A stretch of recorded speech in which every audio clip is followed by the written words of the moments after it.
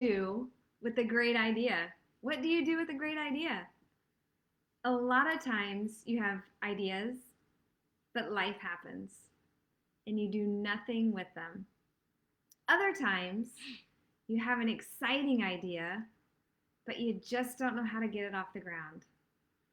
And sometimes you're so passionate about an idea, you do whatever it takes to figure it out. Yeah, and so every one of us has great ideas, and every one of us has God ideas in us. The funny thing about that is they're counterintuitive because they're really just a still small voice in your head, in your mind, in your heart, speaking to you and inspiring you at times. And at times, oftentimes, you don't know the difference between the two. I I had been thinking in my life for a lot of years in terms of what would really make me come alive and what did I want my life really to look like. I got pulled into construction that led me into remodeling and building over the years, building homes. And also, I was a day trader for 15 years, and then we got into Amazon selling. That was fun, but really, and then multiple other ideas. But that really led into chasing many great ideas. What seemed to be like a shiny object that you don't even really mean to go toward that, a shiny object, but that's really what it is, a shiny object, which really the shiny object is just really led by money. And so that I was pulled by a lot of different things like that, trying to figure out that question as to what did I really want my life to look like, and did I want to build homes and be in construction for the rest of my life, or did I want to be a day trader, or did I want to be selling on Amazon? Did that really give me fulfillment? Yeah, almost 30 years ago, I had the idea to become a pharmacist.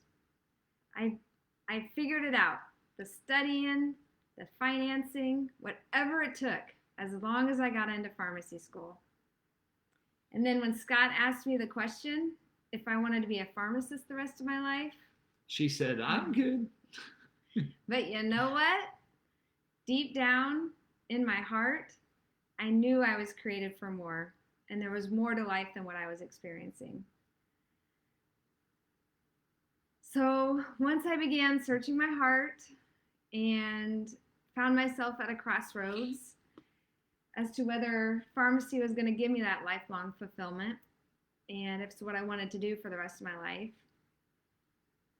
I realized I really wasn't following my heart. Pharmacy made sense. It was good money, it worked, I had worked my way up.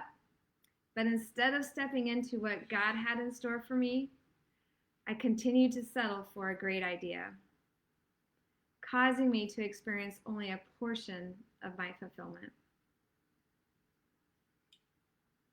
Yeah, so I did the same thing as well. I was in the same boat for a long time, really just knowing there's more to life than what I was experiencing, but also at the same time not feeling fulfilled, but going after the thing that seemed to work, seemed to meet my needs, seemed to cause, pretty graphic abundance in my life, and it worked and worked well. And so that gets you caught. And so coming back to that question, what's the difference between a good idea, a great idea, and a God idea? A great idea gives you the perception of purpose, of your calling, of your element. It gives the perception of abundance. And it gives the perception of lifelong fulfillment. On the flip side of that coin, God ideas are the sweet spot of life. And it's often difficult because it's the invisible in a sense. Both of them are the invisible. It's an idea in your mind. But the God idea really is that sweet spot of life that gives you ultimate true purpose. and leads to ultimate abundance that comes with it as a side effect to it.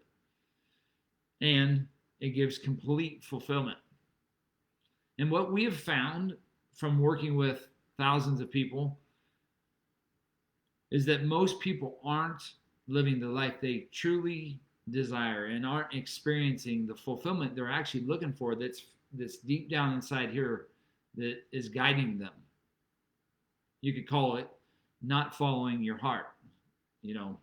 Oftentimes, you hear the saying of have the courage to follow your heart.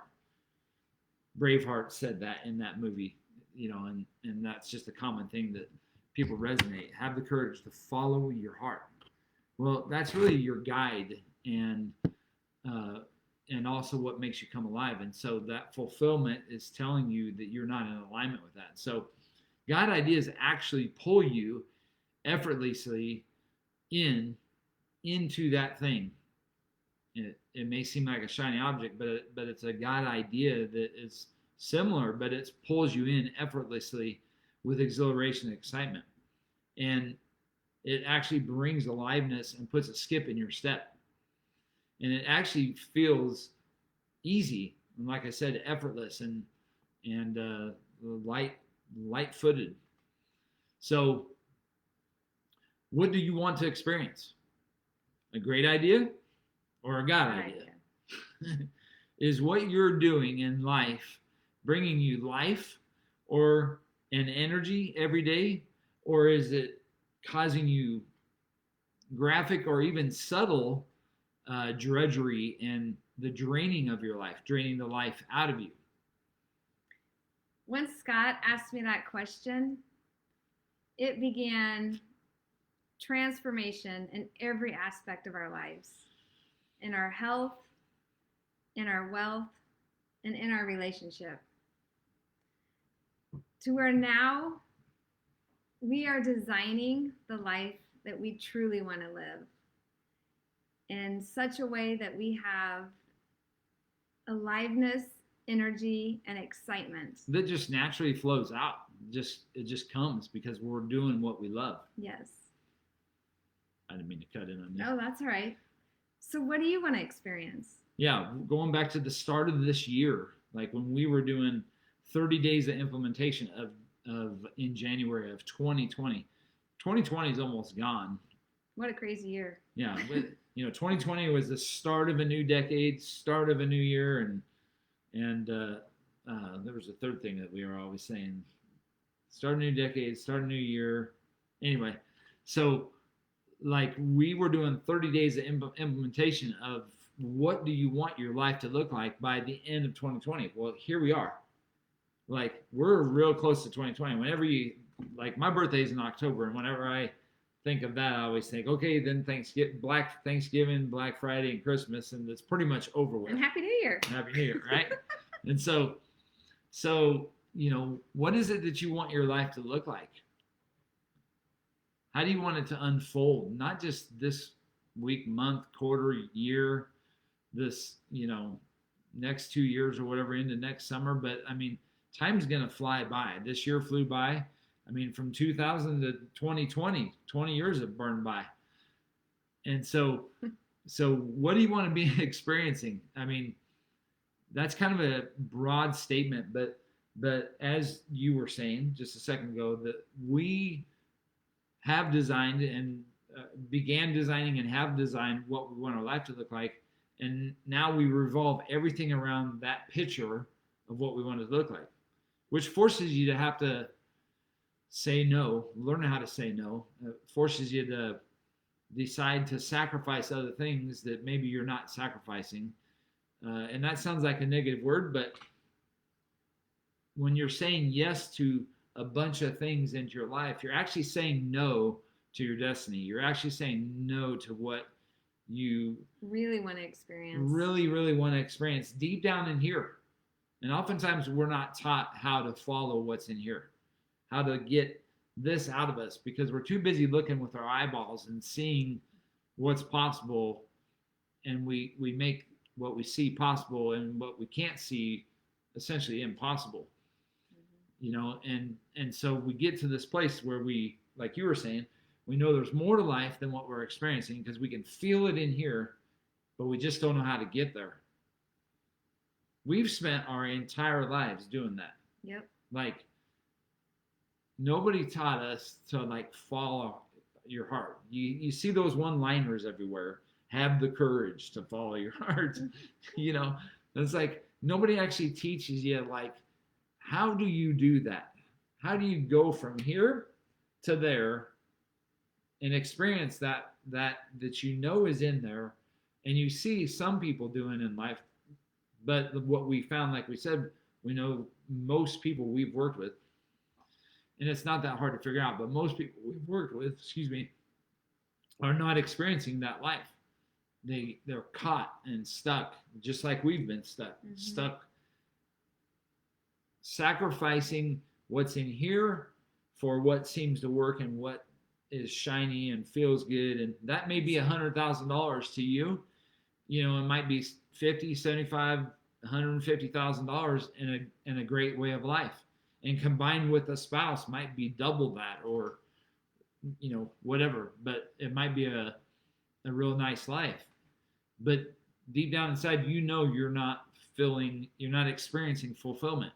And there's a reason behind that. The vast majority of people are not experiencing that. So it comes down to deciding, as you said a little bit earlier, what exactly do you want to be experiencing? What do you really want to experience? What's so important that you'll revolve your life around that, so that you're designing and creating the experience you want to have. Life is about relationships and the experiences you can get out of that, the moments in time that you spend. And so it's worth it. It's worth following your heart.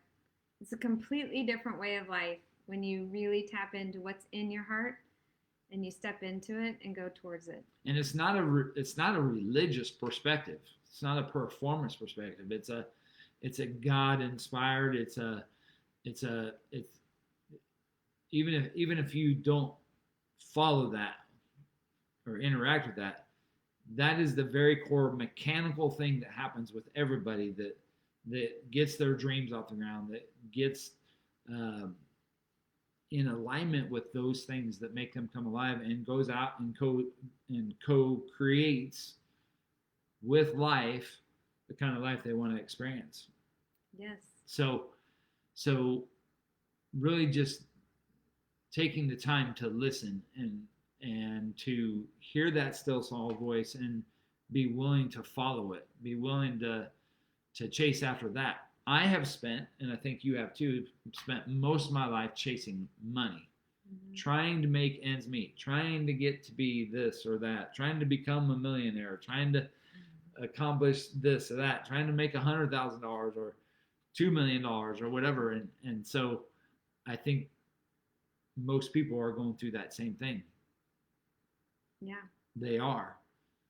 And we end up getting caught by that. And so we just want to encourage you to really get to where you're starting to focus on what do you want your life to look like? What do you want to be experiencing?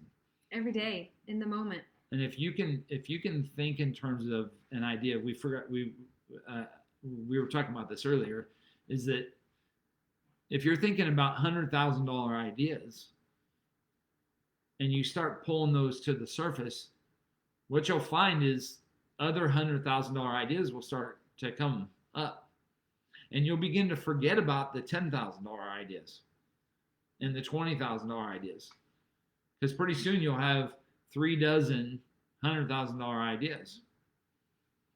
And pretty soon, once you can start visualizing that and seeing that and having clarity on that, pretty soon the door starts to open up to $1 million ideas.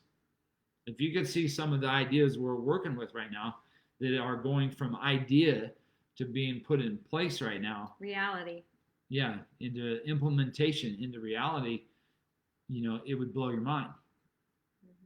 But because we don't actively pursue envisioning and seeing what we want to experience, we never get to those things. We end up equating our value to what somebody's willing to pay us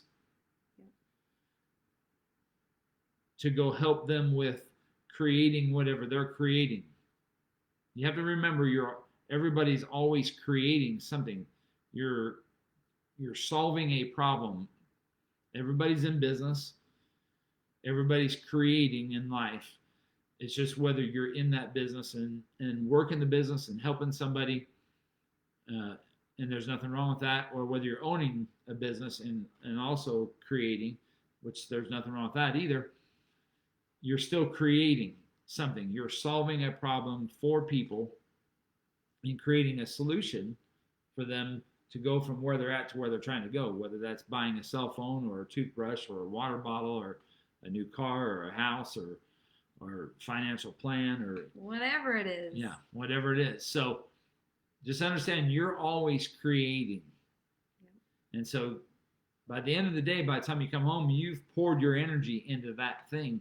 And there's not much gas left in the gas tank left for you to pour into your own value, your own purpose that you were created for, the God idea that is in you, to go get that off the ground. And also remember, we're not commonly and actively taught how to get ideas off the ground. We're really taught how to go work, which there's nothing wrong with that. Those jobs will always be there, and but our energy goes there. And then by the time all of us want to get off work and go home, we want to spend time with our kids, with our families, with our friends. We want to entertain. We want to socialize. We want to go on trips. We want to go play. We want to do all these things. And then pretty soon we're repeating the same thing over the next day.